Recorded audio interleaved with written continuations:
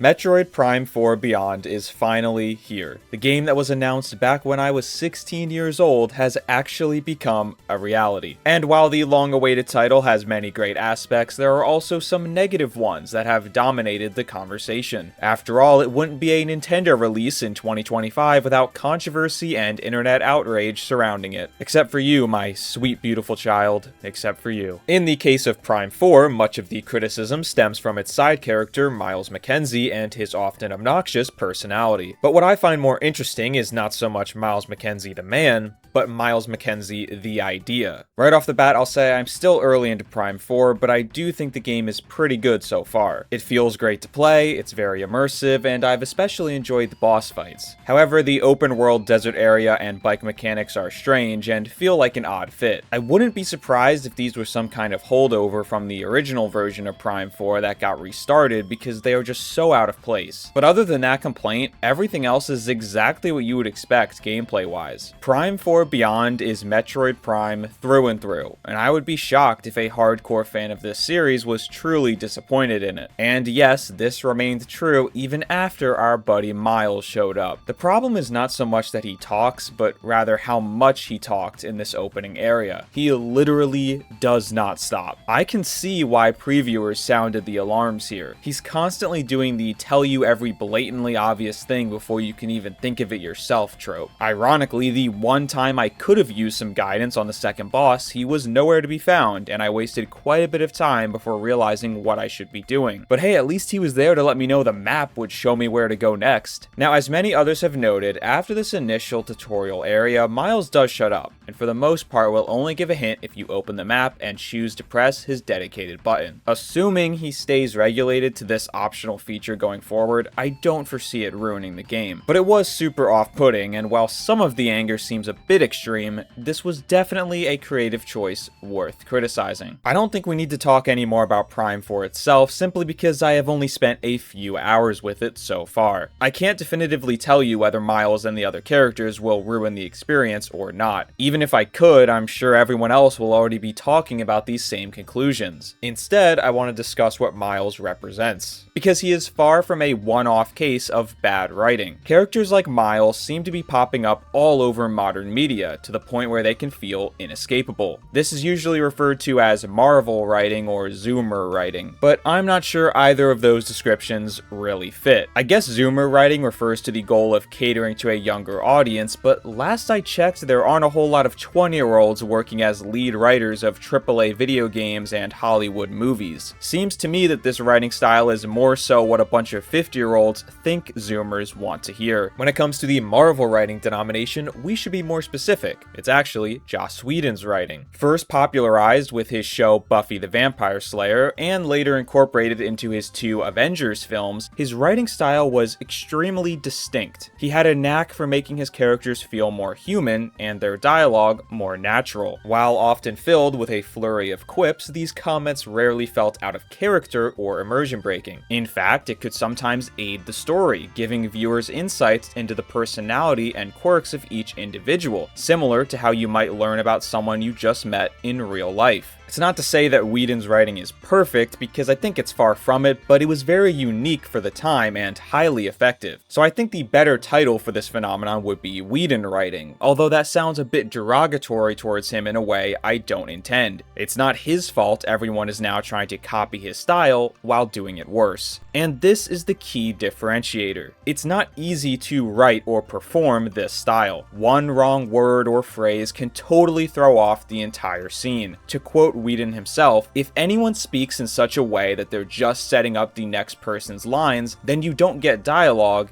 you get sound bites. And if that's not the perfect way to describe a character like Miles, I don't know what is. So many shows, movies, and games took the wrong lessons from Whedon's success, focusing too heavily on the wacky one-liners and never asking the question, why? What that leaves you with are final products where everyone is written as a caricature instead of a character, where they all talk with that same grating, whoa, I'm so random inflection, when every other word out of their mouth mouth has to be a sarcastic comment, too afraid to let the audience feel any form of emotion for longer than 30 seconds at a time, never adding anything worthwhile to the character or story. Whether you recognize it or not, you've certainly been exposed to it recently. Other infamous video game examples include the girl from Forspoken. I just moved shit with my mind. I just keep hearing I. I just moved shit with my freaking mind! And the all-time great Vinesauce clip where he silently mutes in-game voices after hearing one line of dialogue in Viewfinder.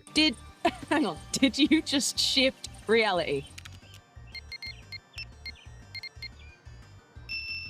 Ever since this became more of a talking point, I haven't been able to get it out of my head, and it sticks out to me immediately across all forms of media. What I find so interesting about this whole thing is that the writing style we're describing is almost unanimously panned every time it comes around, especially nowadays. Yet so many games, movies, and shows continue to use it at every turn. And a lot of times it doesn't end up having a negative effect on performance. Maybe the general audience does like something about this, and it's just another case of us chronically online people complaining about issues that don't really exist. I can't for the life of me think of a reason why this would be enjoyable, but the numbers don't lie. And this is something that a lot of people online don't want to admit. The mass market audience is pretty stupid. Like, however dumb you think they might be, you need to understand that they are even dumber than that. This is why we have things like yellow paint in video games, or PlayStation characters telling you the solutions to puzzles before you've even processed what you've seen. It's why Netflix has told their writers to dumb things down for the people who are barely paying attention. It's fair to ask if these lowest common denominators should be catered to, but it's also far too large of a group to ignore completely. I imagine this was Retro Studios and Nintendo's main motivation with Prime 4 and Myles McKenzie. Nintendo wants to see Metroid continue to grow, and this was their attempt at that goal, giving Prime 4 more of an easily marketable action flick feeling. This is an immediate no-go for Metroid fans, but that's a risk Nintendo was willing to take, assuming it gets their results. However, I'm not so sure this actually will sell Metroid to anyone new. The decision has caused a negative online discourse, and the score on Metacritic is currently the lowest of the 4 Prime games. Would you not have been better off making a typical Metroid game, subsequently selling it off the basis of incredibly high reviews and fan praise? Metroid Dread is the perfect example. Dread is intense, man. It's dark, it's quiet, it's difficult, and never holds your hand. It's everything that people claim Metroid can't be in order to grow, and yet Dread is the best-selling game in the series. I don't see why Prime 4 couldn't have followed a similar trajectory. But at the end of the day, this is the route the developers and writers chose, and although I might disagree with parts of it, I can at the very least see the vision. It comes back to what we talked about earlier with Whedon's influence. The problem is not the attempt, but the execution. Because with all of that in mind, I wouldn't say this idea was inherently bad. There is nothing wrong with having some comedic relief, even in a world as dreary as Metroid. But as is often the case with these character archetypes, it's the laziness that really gets to me. There are ways to inject personality into your world without always defaulting to this same overused blueprint. For example, this clip has been going around where one of the other sidekicks reacts to seeing Samus for the first time.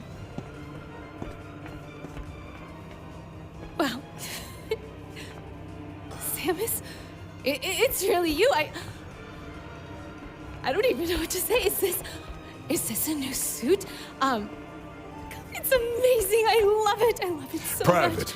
much. Yes, sir. Many are dunking on it, but I actually like this particular scene because it gives us a better understanding of these characters. In the world of Metroid, Samus is a mystical figure, a legendary hero whose adventures and accomplishments are known throughout the galaxy. For someone who grew up hearing stories of her, or perhaps even idolizing her, it makes sense that they may react this way. For them, it's like meeting a celebrity, a situation that can frequently cause people to act out of character or embarrass themselves. So sure, it might be a little corny, but it does relay a message and tell you something about Samus and her story. This is in stark contrast to a scene with Miles where he has a super zany and hilarious conversation with himself about how he's in danger, but at least he was able to escape the office. But you're also not sitting next to Phil anymore in the cubicle, so...